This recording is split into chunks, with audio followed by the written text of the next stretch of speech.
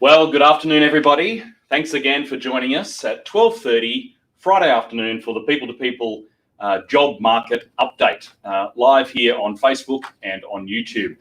Well, it's a beautiful day here in Sydney, and you can see I'm a little less corporate today. I don't have my tie on, and for those who know me, think, well, Mark's practically naked. But it is because it's a long weekend, and after today's broadcast, I'm going to, for the first time, I think in 3 months, jump in the car and travel a couple of hours away from Sydney. So I'm really looking forward to that. But before I do that, we've got a few things that we're going to go through today. Firstly, I'll go through a little bit of a market overview of what's happened in the last week or so in the jobs market here in Australia. We'll have our regular numbers section where I'll update you on the latest stats released over the last week. We'll join Jade Evans from our Sydney office for an update on the sales market. Hi there, Jade. We'll also be joining Marissa Varuso from our Western Sydney Parramatta office for our opportunity of the week. And instead of having a job hunting tip this week, I know that a lot of people are actually returning to the office. So I've got one of the founders of People2People, Manda Milling, who will be joining us this afternoon. And she's responsible for our own safety plan in returning to the office of People2People. And I thought it'd be good for her to share her guidance for everybody else as you do return to the office. Finally, I'll give you some dates for upcoming events that are coming up. And if you do have any questions this afternoon, then please make sure you put them in the comments. We can see them on our particular platform, so we can answer them straight away. So let's get into it. Let's get into, firstly, my market update. Well, once again, it seems like I'm a little bit of a broken record here, but it's a steady market in terms of activity and a steady market at the bottom of the market. But there has been, look, there are some glimmers out there where we're seeing a little bit of movement. And just here at People2People, for example, we've seen a 20% jump week on week in the number of vacancies listed with us, which is a real healthy sign. So fingers crossed that that does continue over the next little while, and I'll keep reporting on that each week here. In terms of which disciplines we're seeing that, it's actually accounting and finance in the last week anyway, where we're seeing a little bit of activity, particularly on the permanent side for financial accounting and qualified level. And on the temporary side, and it's interesting that both the number of vacancies for permanent and temporary are roughly the same, which is highly unusual as we come out of a downturn. But on the temporary side, it's more of that clerical level, payroll, credit control, and the like. Do have some good news out of our sister company, Frog Recruitment in New Zealand, which they're seeing a similar improvement. Shannon Barlow, the managing director over there, tells me. And they're very much looking forward to New Zealand coming out of or going down to level 1 restrictions. I think the cabinet met yesterday, or they're about to meet to determine the actual date of when that happens. And last time they moved the level in New Zealand, we saw an increase in the number of vacancies listed with us, and hopefully we'll see that again next time. Well, next week, hopefully, or I'm not sure of the date. When we go to level 1, there should be an improvement in the New Zealand jobs market. Right, so let's now move into the numbers, and I've got a few numbers to share with you this week. So the big number that came out this week, and it really was, and this is the negative part of the broadcast today, was the negative 0.3% in our growth rate. So I do have a slide just to show you the January of 2020 there, minus 0.3% GDP growth. And we've got the comparison all the way back to 17 there in terms of where that growth fits. So you can see that, yes, it's not as if we had not had a negative quarter of growth over the last 27 years. There's been a couple of them, 2011, I think was the last one. But the Treasurer announced this week that we are definitely in a recession, because that June number is expected to be 8.5%, or that's the latest forecast. We won't really know until we get into, I think it's July, August, when we get those numbers. But how does that compare internationally? And I do have an international slide that I can show you. So you can see here, this is a little bit deceptive. As the bar charts go over to the right, that is the worst case scenario. So you can see Australia is actually performing very well. Japan second, Korea, then USA, and you can see that China has declined in that first quarter by a dramatic percentage. They were actually feeling the effects of the coronavirus much sooner. So in that March quarter, that's what's in front of us as we go into the June quarter. The next graph I'd like to show you is about the decline in job postings. Now, I couldn't really get up-to-date international comparisons. I thought if we just compared our growth rates, what does that actually translate into in terms of the number of vacancies? Well, this is from Indeed, and you can see that it's the same day in 2019, the 10th of April. So it is really at that bottom, and I'll show you the bottom of the curve in a second, but it really is these numbers from the bottom of the market for us. New Zealand down 58% year on year, 49.6 for Australia, and you can see that Singapore is the best performing in these numbers anyway, at least, still down 15%. The UK down 43, Canada, also down 43. So those numbers are pretty traumatic. What we want to see though is how is it going to trend as we come out and our restrictions are lifted. And the next slide I have is from from Seek, obviously Indeed's competitor. I showed you this one last week, and you can see that they produced this in the Seek News Hub. Actually, it's available for everybody to see if you want to go to that site. And you can see that the grey area in the middle was the bottom of the market. That is where we saw those numbers a second ago from Indeed. But you can see that there's a definite trend up, and you can see the different states there are performing better or worse than each other. New South Wales is the bright pink one, which is at the bottom there. You can see Queensland, Vic and WA.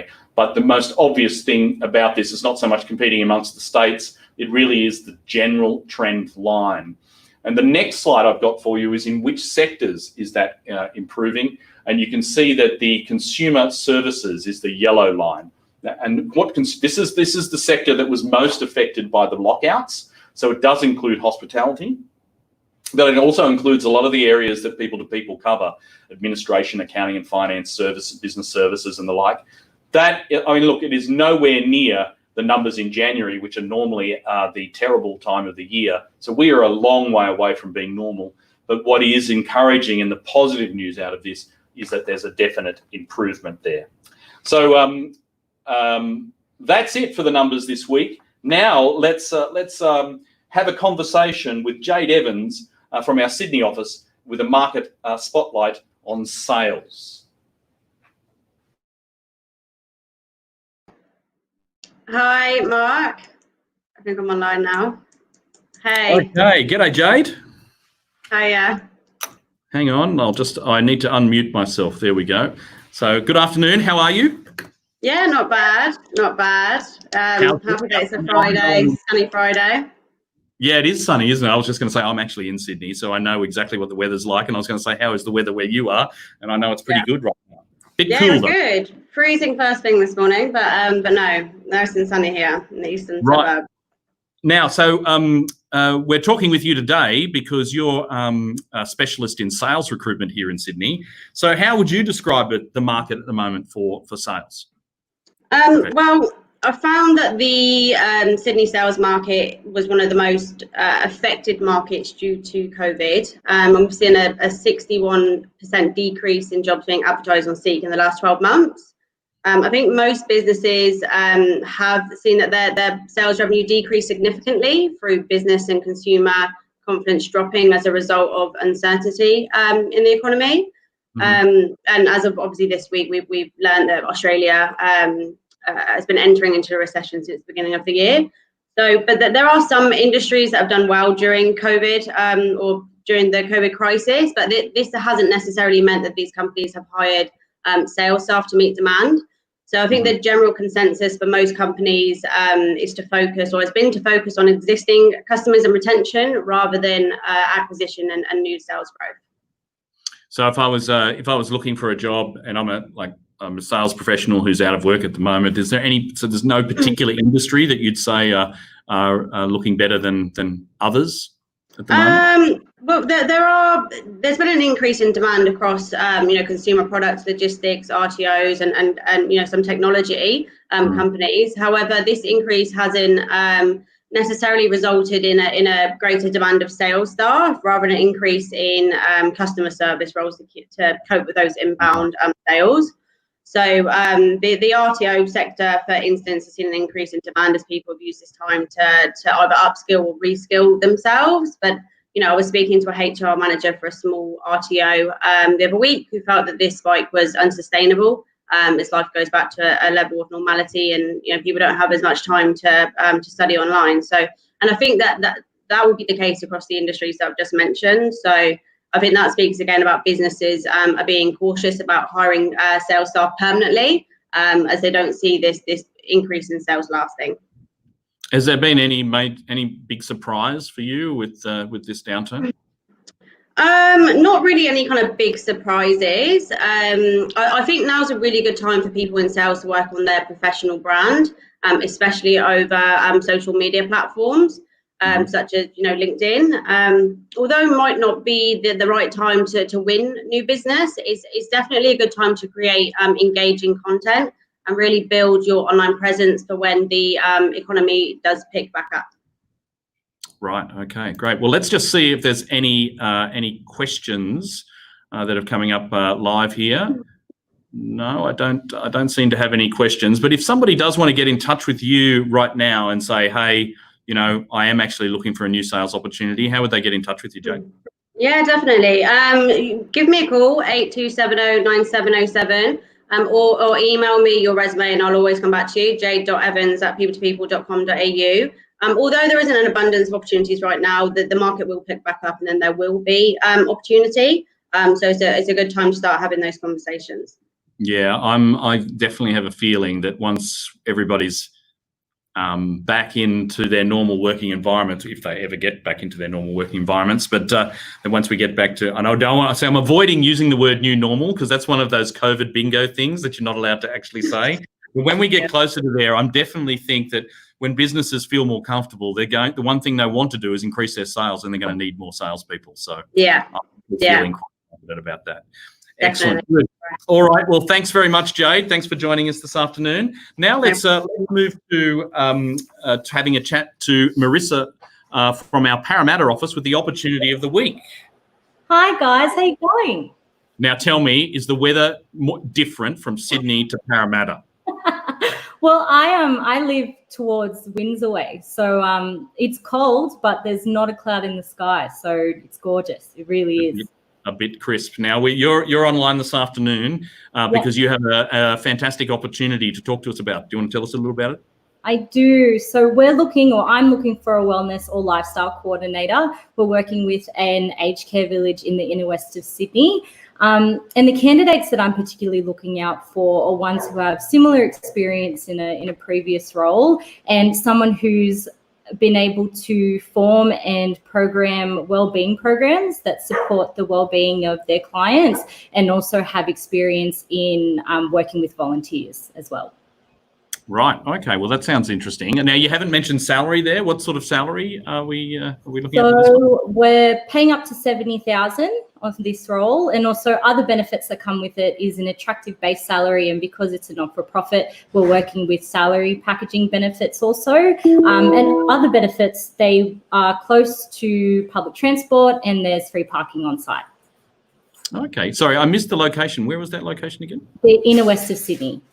Oh, okay. So this is fine for public transport. There's no problems getting there at all. Excellent. Good.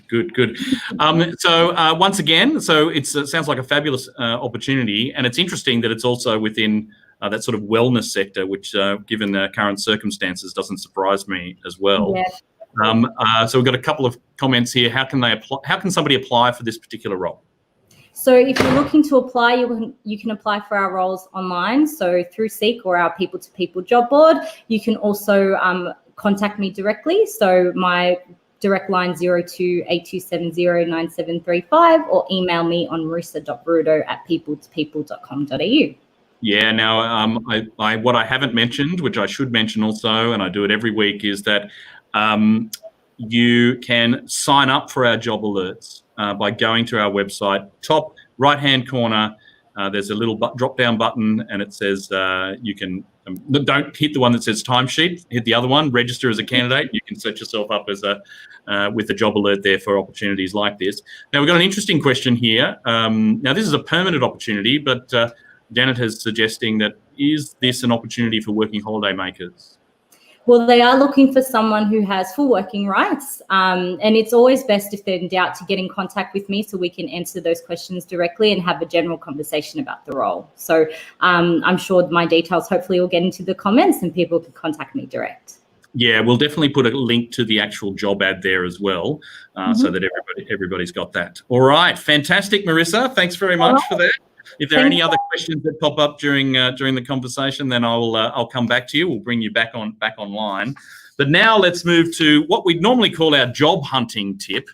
But instead this week, as many of us are starting to return to the office throughout Australia, I know that so our WA office is back, and our Adelaide office came back this last week. Sydney, we've got a skeleton staff, and same with Parramatta. But by moving back into the office now, then there are implications for safety, and the person who's responsible for that at P2P is Manda Milling, one of the founders of P2P. So good afternoon, Manda. How are you? Good afternoon, Mark. Very well, and very well, which is the main thing everyone should be at this time. Yes, that's exactly right. Yeah, that's exactly right. So, so this afternoon, you're going to give us your top 5 tips if you're returning to the office during this COVID crisis. All right. So, top 5 tips for returning to the office. I'm just going to say new normal. How about we say the new habits? How about we do new that? habits? There you go. New habits. Okay. So the first one is health. That means your health. It means the people you live with. Health, the kids. If you have any symptoms, no matter how mild, you can't go into the office. If you've got family members that have got symptoms, no matter how mild, they need to be tested. You need to be tested. There's going to be a whole lot of extra COVID-19 testing. My husband's had to have it. He has an elderly father. He had the sniffles. He went off and had a test. So look, I would recommend everyone has to have a test, no matter how mild. It protects everybody. Also, your best practice is to have the test, and the next part of it is your office and your building. Ideally, your employer has probably put some return to office safety plan together. We've done that for our permanent staff. We've done it for all our temps. And the building mat, if you work in a building, has probably put something together regarding lift usage as well. So I would recommend some kind of plan to give people a little bit of an idea. What we also had here at P2P was a COVID-19 online training. Now, we just lifted this from the Australian government website. It's covid19training.gov.au. We'll put the link in the comments section. But we added that to our work health and safety questionnaire. We have 10 questions that people need to answer before they return to the office, and they send through a certificate of completion, and that's for both our permanent and temporary staff as well. The main things, of course, everybody knows now: hand hygiene. If you have high touch areas in your office, photocopier, door handles, please use a hand sanitizer after usage or wipe them down. No hot desking, no sharing of common areas, no birthday cakes, sadly blowing out candles. You'll spread, if you have that, you'll spread it around. So all of those kinds of things, just be aware. Of course, 4 square metre rule, that just basically means how many people are allowed in your office space to reduce viral loading. Another new buzzword, and also social distancing of 1.5 metres as well. So you've got the training, so that's education. Travelling to and from work, those of us that travel on public transport, look, at the moment in Sydney, it's not at capacity by any stretch. Everyone's in cars, the traffic's dreadful compared to what it was. So you'll have plenty of social distancing around you generally. Obviously, you can stagger that with your employer outside peak hour times, but at the moment, there's a very, very reduced load on public transport as well. But if you are on public transport, make sure you do have your hand sanitizer with you and that you just keep your hands completely hygienic. And lastly, more information. So look, every state in Australia has their own workers' compensation laws. Therefore, every state government has their own levels of restrictions, as we know. And so they have websites set up with what you can and can't do currently. I would also direct you, though, to the federal government, which covers every state, has the safeworkaustralia.gov.au website. Boy, it's got a lot of information and it'll make your eyes bleed with how much information's on there. But you can select your industry that you work in to give you some guidelines. Now, everything I've said today, I'm not a medical professional, with just a summary of these various sites that we've been using. But the main thing is that everyone please stay well, stay healthy, and have a great weekend. Yeah, great, fantastic. Thank you, Amanda. Now, we have a safety plan that we've put together for our return to the office. Would you encourage everybody else to do that? Oh, look, I think it just means it's like most of us have to sign policies where we work now. I think it just is a lot of good information, particularly in the height of the pandemic. And luckily, we're at the end of it here, hopefully, in Australia. But there was a lot of myths, a lot of fallacy. These sites that we've stuck with the government directives, because that is the guidelines. As employers, we have a responsibility to all our staff, whether permanent or temporary, that they're looked after, and it's knowledge is power. So we make sure that everyone's got that information and they know their expectations about what will be prepared for them when they do physically return to the office. And it wasn't too onerous putting it together, pulling it from those different sites at all, was it? No, look, there's a lot. Look, I've been favourite jobs, but yeah. No. It's important. It's just that there's so much information on the sites that I've mentioned. But I was dealing with the New South Wales government site and then the federal site. You are spoilt for information, so there's a lot to wade through. But the main thing still that everybody knows is that good hand hygiene, good social distancing, and also if you can download the app, that we encourage people to do that too. Fantastic. And I know I've done that online test that the Australian government, because it's part of our policy to return to the office here. Yep. So we'll definitely put those the links, all of those sites, in the comments so that everybody's got that along with the actual test itself, so that you can actually do that. It takes about 5 minutes, and it's really. They actually say that it takes half an hour, but trust me, it does not take half an hour. But it's got a lot of very good information that on there too. That think, oh well, look, yes, I think everyone's so across all of this now. But and if you're an employer, though, it really does help manage the risk. And if you're one of our temporary staff going on site, then we would have encouraged you to, or we would have told you that you needed to do that test to make sure that you feel you understand what the risks are in returning to an office. Yeah. Now, we do have a comment here from a very old friend of ours. Z has said, "Good to see you, Manda." Oh, well, good to see you virtually too, Sashen. Excellent, good, fantastic. He's home with young children, so Exactly. All right, fantastic. Well, thank you, Manda. Thanks. If you have any questions for Manda, once again, pop them in the comments, and if we don't get to them now, then we'll certainly we come back to you afterwards. So let's. That brings us to the end. We're right on time again as we approach 25 minutes. Just a couple of things then at the end in terms of upcoming events. June 11, that's next Thursday. We have the next in our webinar series, which is. The leadership, one of our leadership series, which is Bold and Brave Questions to Co-Create Resilient Digital Businesses. We'll pop a link into that, into the comments there, so that you can sign up for that as well. David has just made a comment, and David, I know that last time you suggested that we should have a bit of around the country. That is definitely on our agenda. It's a great idea. I just need to get myself organised and get somebody from each of our offices to come online in this broadcast. Thanks again, everybody. Enjoy the long weekend if you're in a state that has that. I know I will be. I'm going to go jump in the car now and do that. And we'll see you same time next week, 12:30, live with the People to People Employment broadcast. See you then.